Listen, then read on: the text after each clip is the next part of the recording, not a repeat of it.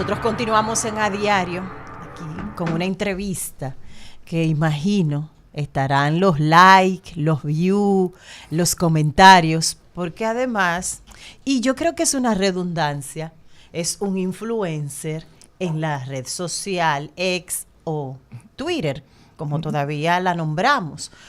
El trabajo del político, del técnico, corren a la par con esa también tarea o rol de influencer realmente en esa red social y en otras también. O sea, en la vida real, ¿qué es lo que debería ser un político? Un verdadero influencer. El señor Chanel Rosa. Yo pensaba que era otra persona que venía. Y el señor Chanel Rosa, candidato a diputado por la 1, del distrito. Del así distrito, Partido de la Liberación Dominicana. Así es. Sí, porque la gente se confunde, a veces piensa que tú eres nacional, Chanel. No, por la 1 del Distrito Nacional. Buenos días. Buenos días. Pablo no quiso venir, no quiso entrar porque tú venías. Tenemos serias contradicciones. Sí, hay Ay, escúcheme, señor. Cuidado, estoy con un influencer. Estoy con un influencer. Medido el influencer. No me mate todavía, que todavía queda mucho pena. Chanel, mira, Chanel. Señor, buenos días. Buenos días ya formalmente. Comencemos por la encuesta, Chanel. ¿Qué te parece esa mirada que se la... Que siempre, que siempre dicen si las elecciones fueran hoy. Exacto, si las elecciones fueran hoy. Pero usted que las elecciones y como tú eres economista, los temas hay que plantear a la gente de sus principales preocupaciones que tiene que ver con carestía y tema de inseguridad. Mira, sí, bueno, los problemas son básicamente lo que se ha planteado en otras encuestas en estos últimos tiempos, tiene que ver básicamente con el tema de seguridad, que es ahora la primera preocupación de la ciudadanía. El tema, a pesar de que el gobierno ha dicho que reduce los niveles de seguridad, pero sin embargo aparece todavía como el primer gran problema. El segundo problema tiene que ver con el tema de los precios. Yo no voy a hacer como generalmente se hacen muchos políticos no son favorecidos por encuestas, en el sentido de calificar la encuesta. A mí no me corresponde, ni me luce, vamos a decir, esa descalificación, hacer eso, porque las encuestas bien hechas son instrumentos científicos que pueden ser en algún momento pueden ser elementos de trabajo para los políticos. Yo creo que la primera gran lección que ahí nos corresponde, sobre todo en el PLD, que aparece también en la encuesta, que sigue siendo teniendo el candidato de menor rechazo, es hacer todo lo posible en estos 2 meses que queda de campaña, a ver cómo podemos nosotros revertir esa situación.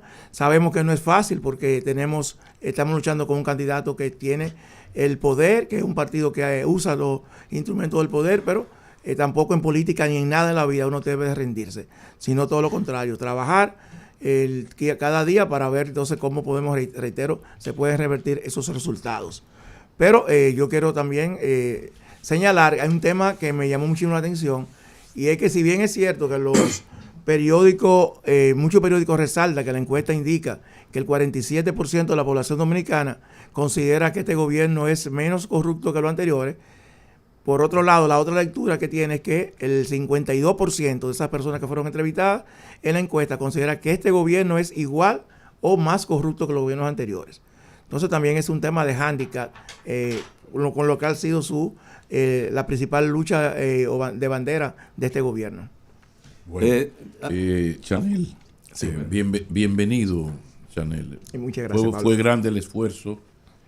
Yo puse esa condición de si tú no venías pronto yo iba a renunciar, porque debo decir que me declaro seguidor de Chanel y que es mi candidato. No están hablando a ustedes ahora con un periodista objetivo. Yo públicamente lo digo, creo que Chanel Rosa Mateo prestigiaría un lujo y adecentaría el Congreso de la República. Usted puede gustarle o no el PRD, el PLD, lo que sea, pensar de Danilo, de Leonel, lo que usted quiera. Ahora, en términos individuales, personales, yo me honro de ser amigo de Chanel y estoy muy orgulloso, no solo de su amistad, sino de su comportamiento a la hora de los hornos. Es decir, cuando fue funcionario público. Y a veces tuvo tanto más afecto y solidaridad hacia los que no eran PLDistas que a los propios PLDistas. Y al PRM, si es agradecido, yo me remito.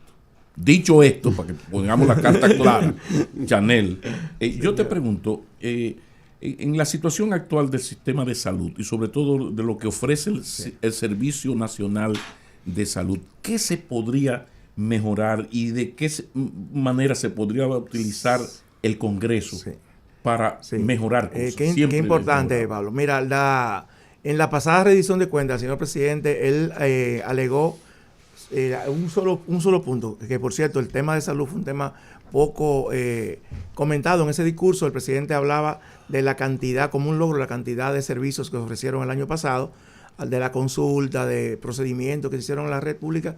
Yo comentaba en las redes sociales que eso necesariamente no es un logro, porque eso puede significar, como ocurrió el año pasado, que hubo más demanda de servicios porque la gente se enfermó más. Ustedes recuerdan que el año pasado nosotros tuvimos un brote de una epidemia de dengue que duró gran parte del año y que todavía persiste, y eso lógicamente disparó las alarmas y la demanda de servicios en una gran parte de la población.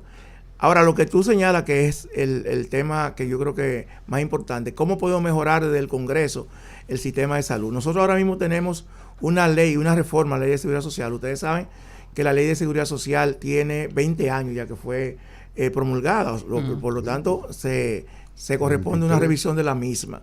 Nosotros tenemos ahora mismo 23 años, 2001. 23 años, sí, así es. Nosotros tenemos ahora mismo 2 proyectos, uno que está en el Congreso, que está apoderado de una comisión bicameral que está discutiendo la reforma de la Seguridad Social, y uno que se discutió en el CES, en el Consejo Económico y Social, donde participaron diferentes sectores, incluyendo los partidos políticos, que me imagino también va a ser sometida por el próximo presidente, va a ser sometido al Congreso Nacional. Hay varios temas que son algunos que no son necesariamente de modificación legal, porque a veces nosotros pensamos que todo lo podemos resolver a través de una ley, y hay otros instrumentos que no necesariamente son legales a través de una ley para resolver los temas. Pero hay un tema así importante, y es el acceso a servicios de salud de personas pensionadas. Cuando la persona necesita más le quitan el seguro. Pierde su seguro. Hay que recordar que una persona, una vez pensionada, en promedio consume 4 veces más servicios de salud, medicamentos, consulta, procedimientos, etcétera, que una persona que está en actividad, porque ya tienen, probablemente tienen enfermedades que provocan esa situación. Entonces, ese es un tema que nosotros tenemos pendiente, ver cómo se puede incorporar la persona en edad. Pero a mí me corresponde no hacer la denuncia y señalar el hecho. Yo tengo que también tener una propuesta. Y la propuesta en ese sentido es la siguiente. Ustedes saben que la Tesorería de la Seguridad Social le paga a las ARS lo que se llama una cápita, es decir, un costo mensual por afiliado. Ese es el costo per cápita de cada afiliado. En muchos países, en otros países, la solución que se le ha buscado a este tema es que a la ARS se le pague lo que técnicamente se llama una cápita asociada al riesgo. Es decir, que mientras más riesgo tú tienes, en este caso la cápita que reciban las ARS sea mayor. ¿Para qué? Para tú tener que ella tenga un incentivo de poder afiliar a esas personas. Ahora, el otro tema es cómo podemos financiar porque recuerda que estamos hablando de personas que no tienen un patrón, por lo tanto, o un empleador, por lo tanto, no se puede. Déjame preguntarte en ese mismo espacio que tú estás ahí. Generalmente tú tienes esa cápita, como tú dices, que se paga, pero tú no la utilizas en el año. ¿Por qué? Porque no te enfermaste. ¿Por qué en vez de ser eso individual, no es para cualquiera que se enferme? Me explico. En vez de ser para mí, que no me enfermé este año, pero Rosario se enferma, o cualquiera se enferma, el viejo de aquí, Cristian, por ejemplo, se ha enfermado 2 veces. Exacto. Se ha enfermado 2 veces. ¿Por qué no le podría servir la cobertura mía? Sí. Que no me enfermé. Sí. No, mira lo que pasa. Lo que pasa es que esos cálculos se hacen sobre matrices actuariales que indican, que te van a decir qué porcentaje de la población podría demandarlo. O sea, no es para todo el mundo. O sea, todo el mundo tiene el derecho. Pero si todo el mundo lo demanda, el sistema quiebra. Sí, totalmente. Quiebra, claro. Entonces no se puede hacer sobre esa base. Mira, a propósito de eso, hay un tema también importante, que es el tema de los medicamentos de alto costo. Que nosotros tenemos un programa en el Ministerio de Salud Pública de medicamentos de alto costo. Ese programa se surgió con la doble finalidad, de cubrir aquellos medicamentos, y eso es lo principal, que no cubre la Seguridad Social, el Estado lo cubre a través del Ministerio de Salud Pública, y ustedes saben que cada día más hay innovaciones, sobre todo en el ámbito oncológico, que quedan fuera de la seguridad social y que debe cubrirse ese programa. Y lo segundo, ese programa también se hizo para aquellas personas que no están en la seguridad social, que por alguna razón no están en la seguridad social y no tienen ese servicio. Entonces, esa fue su doble realidad. Ahora, ese programa no tiene un sustento legal, un marco legal que le dé sostenibilidad en el tiempo. Hay una disposición del Ministerio de Salud Pública, pero que puede ser cambiado por cualquier... Depende del presidente. Exactamente, y a veces hasta del ministro. De la buena voluntad. Así es. Entonces la idea es crear, mediante ley, instituir ese programa. En otros países se le llama programas de enfermedades de alto costo o de enfermedades de alto costo, y que esa ley señale entonces la cobertura, que deje muy poco margen a la discrecionalidad. La cobertura que ofrece, cómo se va a financiar, que en este caso nosotros proponemos que el financiamiento sea financiamiento cruzado entre la Seguridad Social y el Estado Dominicano, y ese programa consume al año alrededor de 9,000 pesos. O sea, nosotros estamos gastando en medicamentos. ¿9,000 pesos o 9,000 millones? 9,000 millones. Estamos gastando, y eso, lo lógico es que debería en el tiempo ir disminuyendo. No va a ocurrir así si la Seguridad Social asume muchos de esos medicamentos.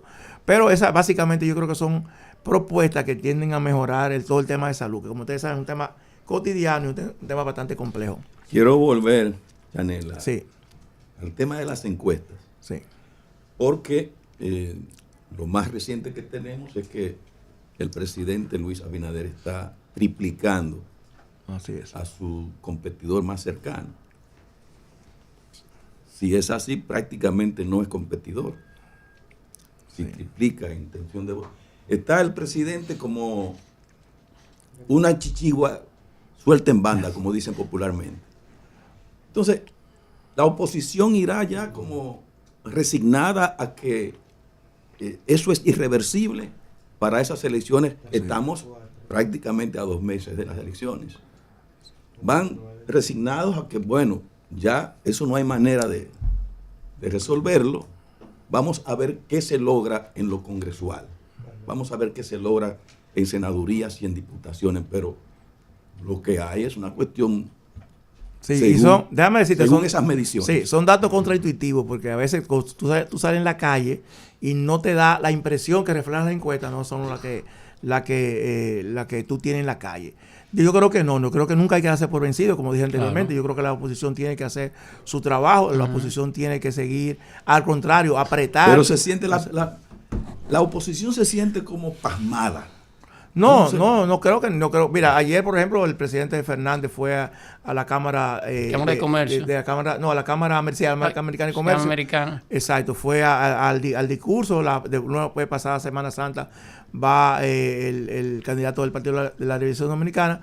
Ya se escogieron las candidatas vicepresidenciales.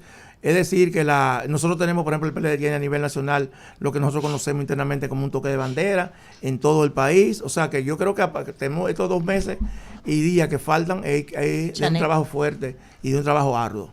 Pero nunca rendirse, ¿eh? No, claro, Chanel, sí, candidato a diputado por la 1, como decimos nosotros, sí. Circunscripción 1, Distrito Nacional, Partido de la Liberación Dominicana. Diputado. Bueno, Chanel, me voy también con ese tema de la percepción, las encuestas. ¿En algún momento te pareció que este escenario, cuando fuiste partido de gobierno, que este escenario se repitió con ustedes, o sea, que se dio con ustedes, ver encuestas que los dieran como partido mayoritario y en el ánimo también de la gente, un poco? Bueno, mira, déjame recordarte, nosotros tuvimos la encuesta en el 2012, en la situación que fueron elecciones bastante apretadas. Tú recuerdas que ahí había encuestas, pero la mayoría de las encuestas daban al candidato Danilo Medina favorito esa vez por muy poco margen.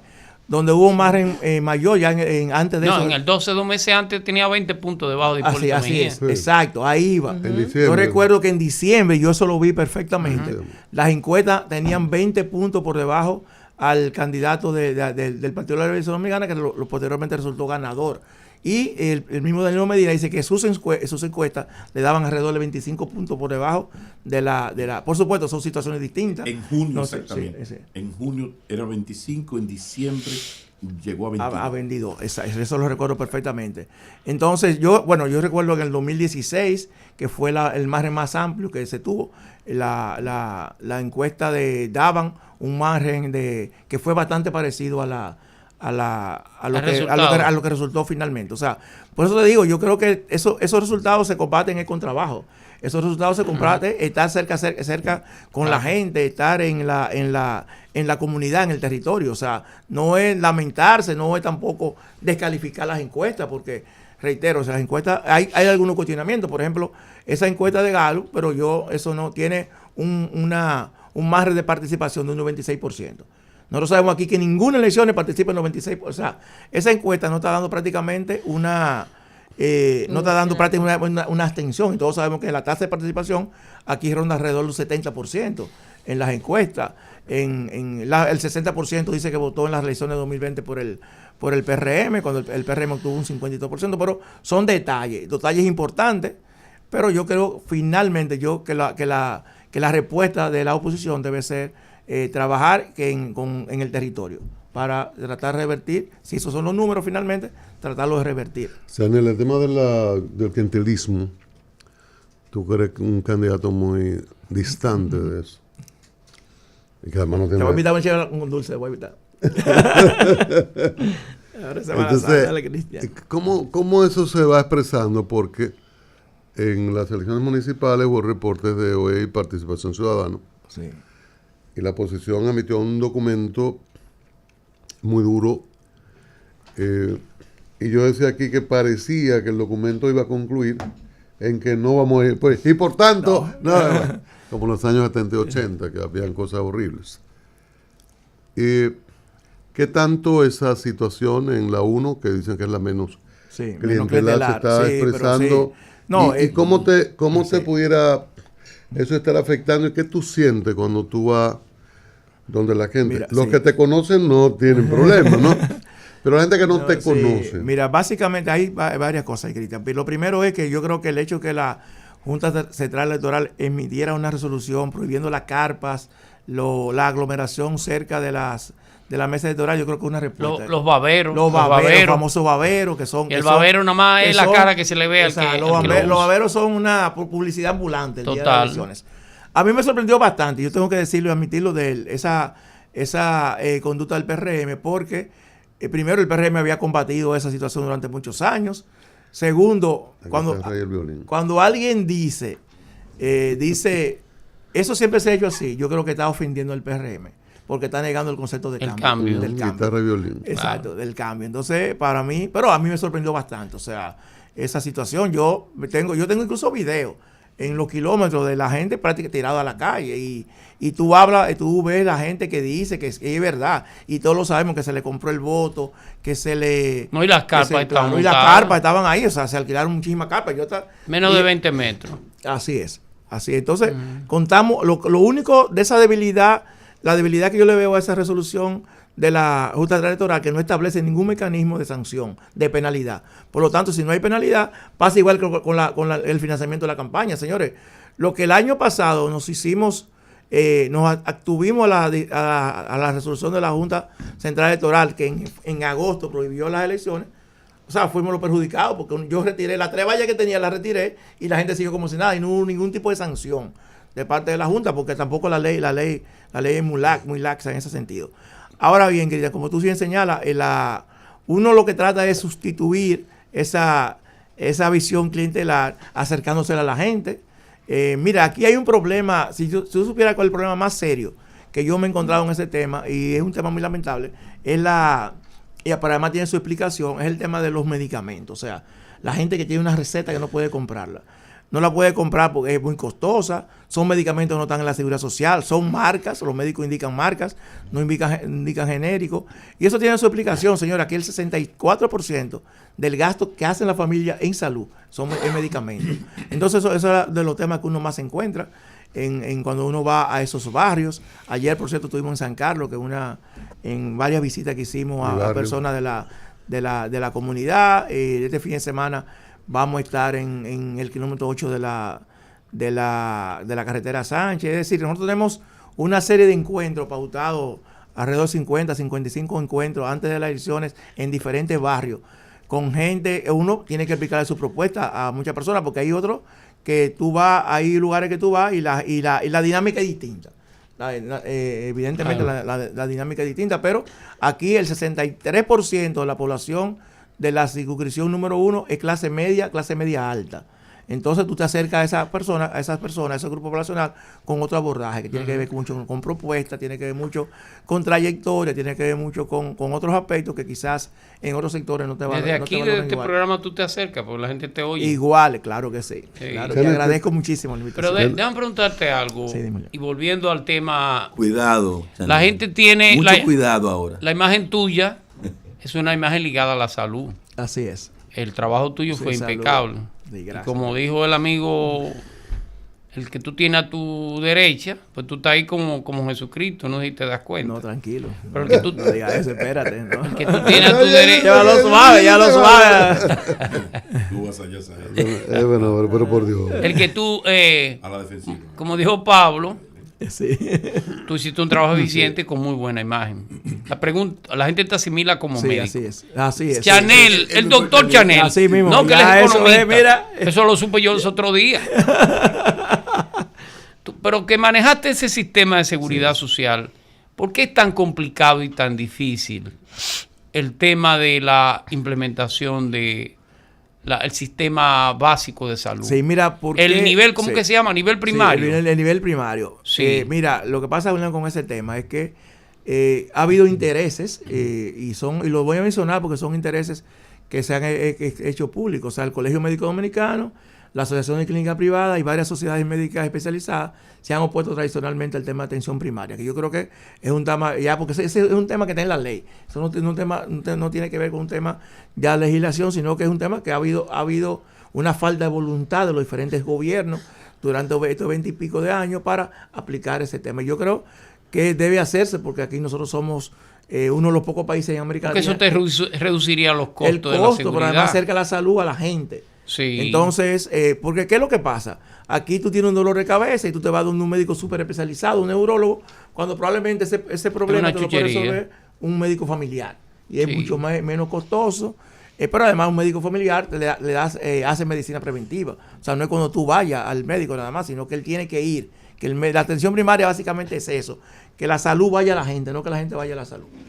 Como te digo, nosotros hemos tenido intereses que se han opuesto al mismo, no ha habido la suficiente voluntad política y ahí estamos en ese limbo todavía 20 y pico años después, sin un sistema de atención de seguridad social que no tiene atención primaria, algo que solamente ocurre en este país, porque eso es vinculante. Tú abres un sistema de atención de seguridad social. Es extremadamente costoso. Extremadamente costoso porque es súper especializado.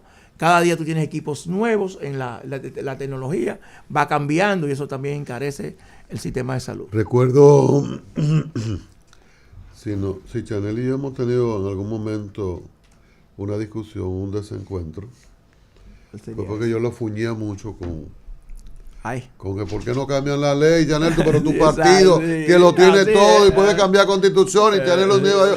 Yo estoy diciendo que son los intereses. Claro, exacto, porque a veces Chanel, hay para todos intereses, pero a veces cambiar la constitución son intereses políticos. Sí, pero cambiar la seguridad social no solamente son intereses políticos, hay empresariales. Claro. Que están por encima de la condición de político. La gente no se cree. La gente se cree, pero eso no es. Eso voy, Chanel. Eso voy porque el PLD tenía ese poder y yo te lo reclamaba. Sí. El PRM también hacía planteamientos, cambios, que hay que modificar tal ley, aunque la ley nace en un gobierno PRD-PRM en el 2001, Hipólito Mejía. Entonces, siempre se habla de los intereses financieros en la ley, como el mismo desarrollo de la ley. Pero ocurre que hemos llegado a un momento en que si no se producen cambios, esas mismas empresas, esos mismos intereses podrían ser significativamente afectados porque podría hacer explosión todo esto.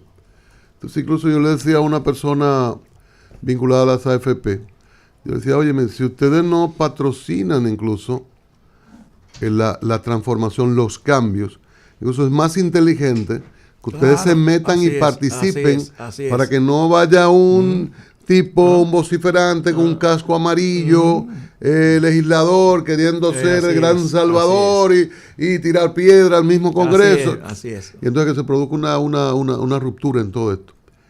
Pero veo que en algunos momentos se produce un acercamiento, pero no se da y sigue pasando el tiempo.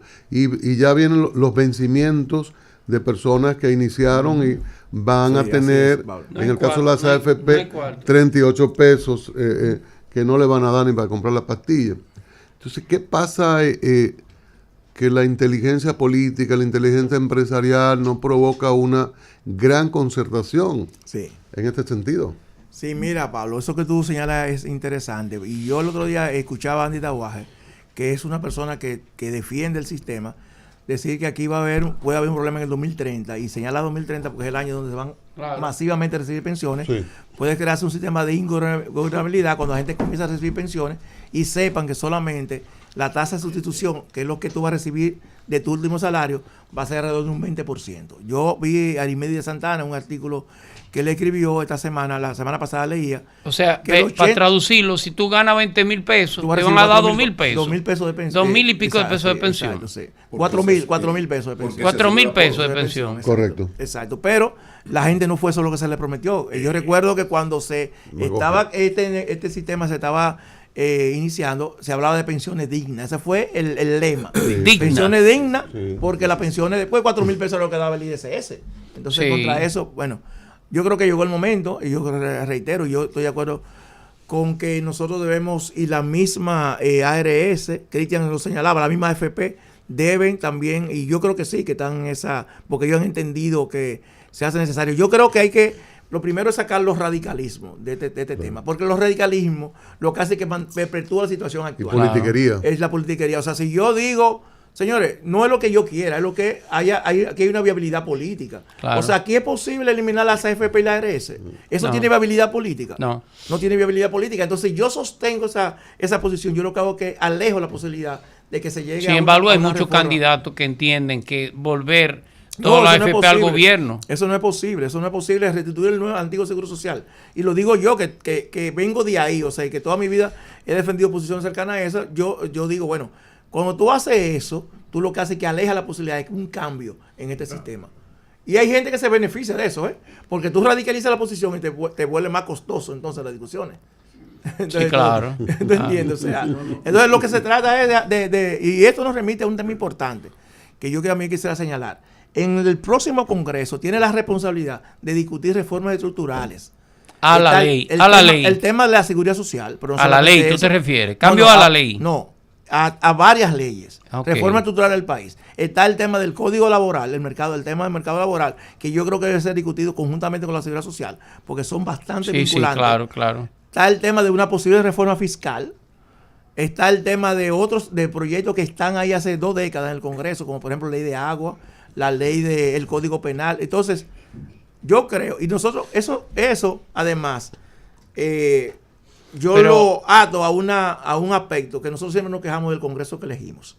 Chanel, hay un anuncio. Y el Congreso que nosotros elegimos, nosotros tenemos la oportunidad ahora mismo de elegir legisladores diferentes. O sea, yo creo que ahora hay que hacer una apuesta por el conocimiento, por el expertise, por la experiencia, porque vamos a discutir, como yo digo, por lo menos gente que te lea los contratos, que te lean las leyes, que además, pero además que sepan, que tengan, que si se oponen a una cuestión, tengan criterios para oponerse a algo o para favorecerlo. No que porque se bajó una línea partidaria, porque tú representas. Fulano o fulana. Exacto, tú representas en el Congreso no solamente a tu partido, tú representas a las personas de tu ámbito geográfico, tu territorio, tu circunscripción. La gente tiene que sentirse representada por ti. Claro. Incluso la gente que no votó por ti tiene que sentirse representada por ti. Entonces, esa es una nueva... Hay un anuncio... Y tenemos la oportunidad ahora de hacerlo diferente. Hay un anuncio en la radio, en la televisión, muy peculiar, porque es un anuncio incluso hecho por unos cómicos muy buenos, donde establece con claridad que el mayor aporte a la seguridad social lo hace el empresario. Apenas el 7% lo hace el...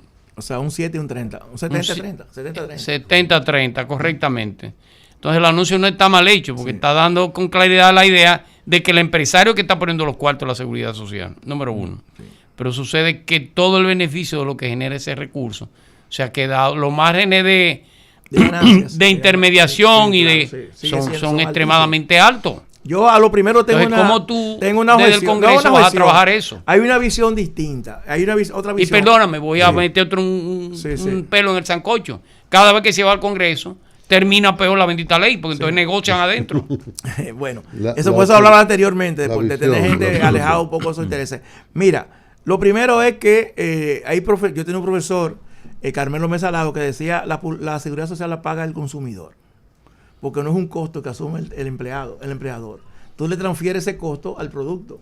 Y finalmente que termina pagando el consumidor. Importante esa visión. El consumidor. Este anuncio que hice, no sé qué estoy pagando. Es de los cuartos míos.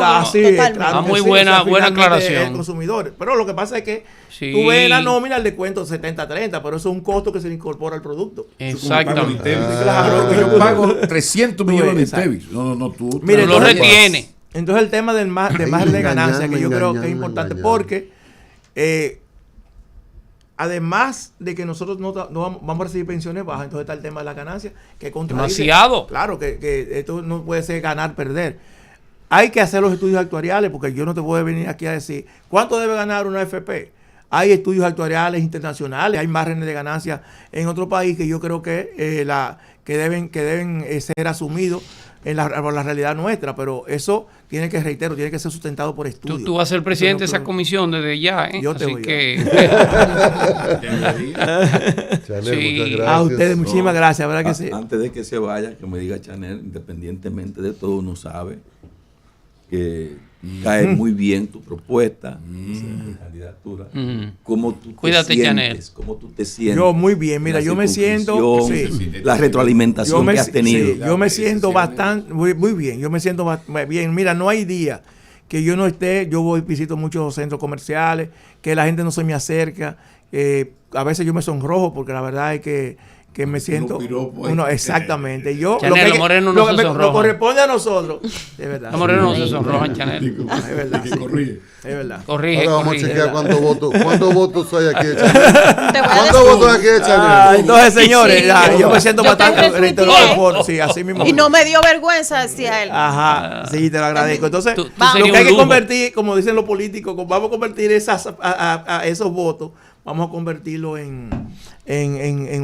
esa simpatía, convertirlo en votos el 19 de mayo. Hoy yo voy al debate, que usted sabe que verdad, porque yo te estaba buscando al debate, así que no te vi. por ahí nos vemos. Bueno, Chanel Rosa, un candidato de los buenos, de personas como Chanel necesitamos en el Congreso. Pues nos quejamos, como decía él, de lo que sale de ahí, de gente que no lee la propuesta, de gente después que salen las leyes que comienza a quejarse, hasta amenazar. De lo que aprobaron. De lo que él mismo aprobó. Claro. Incluso hasta de tema de recursos que le perjudican. Entonces, gente como Chanel la necesitamos. Abiertamente nosotros apoyamos a Chanel Rosa. Necesitamos legisladores como él. Eso es muy, muy importante. Y está en la ONU. Hay menos clientela en la ONU. Yo creo que no hay excusa en ese sentido que podamos tener gente como Chanel y apoyándolo a él. Qué prestigio. A usted mismo que se queja tanto de este Congreso, de la aprobación de leyes sin ser leídas, pues mire, usted tiene la oportunidad de yo le prometo que la voy a leer. Comenzando por ahí. Ya ganamos. Claro, como unas van de cal y otras van de arena, Chanel es un gran político, un mejor ser humano, pero tiene también sus descuidos y es bueno para ser objetivo que uno lo mencione aquí. Sí, claro. Y es que él, en su ejercicio, por ejemplo, el Servicio Nacional de Salud, y ahora en la campaña, qué miedo, ha descuidado algo importante, y es bueno decirlo, yo lo lamento por nuestra amistad, pero hay que decirlo, y es que siempre ha descuidado el asunto de las reparaciones en el hogar. Me gustaría, Cristian, que como coordinador tú le dé un buen yo creía que era más considerado a alguien de nuestros afectos, pero que tiene le van a dar una falencia en ese aspecto. Se va a escapar. Mira, Chanel, le van a dar. Y Chanel que me ha invitado en algunos escenarios. Y yo incluso vi ahí unos temas con unas puertas. ¿Sí? Porque Pablo le puso el pie de amigo ahora, sí, es verdad. Unos maceteros que se necesitan para el jardín. ¿cómo se llama? Cuando usted está ubicado en una segunda planta, que eso le sirve de... La terraza. De terraza. El balcón. Él se cree que los hospitales son de él. Hay que cosas que completar. Entonces Chanel metió en campaña, en su profesión, y eso es cuidado. Entonces Chanel, mira, ahí tú que estás recorriendo a cada momento la 1, ahí en la San Martín 183, próximo a la avenida Máximo Gómez, tú pasas con frecuencia por ahí. Sí, por más consideración que haya. A la derecha hay un amplio parqueo, dice materiales industriales. Sí, es claro. Sí, tú vas ahí, tiene descuentos importantes. Te puede quitar quitar el traje del economista, del tipo que hizo un trabajo extraordinario en Senasa, de un gran servidor público, de todo eso. Y un influencer. Tú vas simplemente como, mira, mandaron de a diario y te van a dar una rebaja sustancial. Así será. Así que no hay problema. Y ya nos veremos en el próximo Lambe, que la turca resiste convocar. Ojalá que la turca. El culpable es el tipo. El culpable es el tipo que está allá. El señor el inquilino. El inquilino. El señor casi no va. Vladimir. Eso sí. Una apuesta